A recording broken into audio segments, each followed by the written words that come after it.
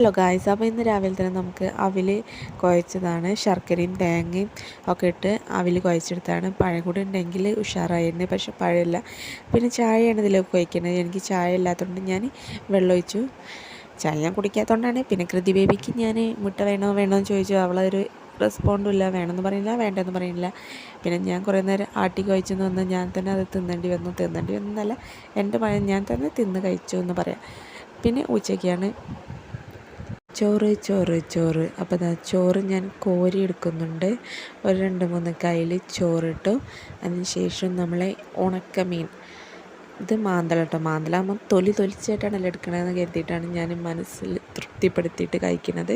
പിന്നെ വഴുതനങ്ങ ഉപ്പേരി ഉണ്ടായിരുന്നു, ബീട്രൂട്ട് ഉപ്പേരി ഉണ്ടായിരുന്നു, അതായത് വഴുതനങ്ങ മെഴുക്ക് പുരട്ടി, പിന്നെ അച്ചാർ.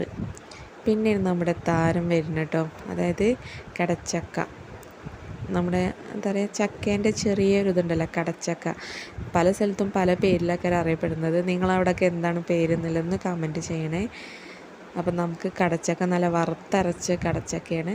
പിന്നെ ഒരു 3 മണിയൊക്കെ ആയപ്പോൾ കൃതി ബേബിക്ക് അമ്മ കഴിച്ചോ പറഞ്ഞ സാധനങ്ങൾ ഇങ്ങനെ കൊടുക്കുന്നുണ്ട്.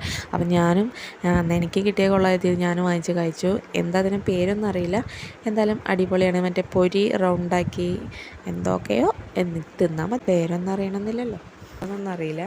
പിന്നെ 4 മണിയൊക്കെ ആയപ്പോൾ മിച്ചറ് കഴിച്ചു. അങ്ങനെ ചായ ഒന്നും ഞാൻ അങ്ങനെ കുടിക്കാറൊന്നുമില്ല. പിന്നെ ചായ ഉണ്ടല്ലോ, കുടിക്കണം എന്ന് തോന്നുമ്പോൾ മാത്രം കുടിക്കാറുള്ളൂ. ഇന്നത് വേണമെന്നൊന്നും എനിക്കില്ല, കിട്ടിയത് കഴിക്കും, അത്രേ ഉള്ളൂ. പിന്നെ രാത്രി ആയപ്പോൾ ടൊമാറ്റോ റൈസും അച്ചാറുമാണ് രാത്രിക്കുള്ളത്. അപ്പോൾ ഇതൊക്കെയാണ് എൻ്റെ ഒരു ദിവസത്തെ ഫുഡ് ഐറ്റംസ്. Thank you.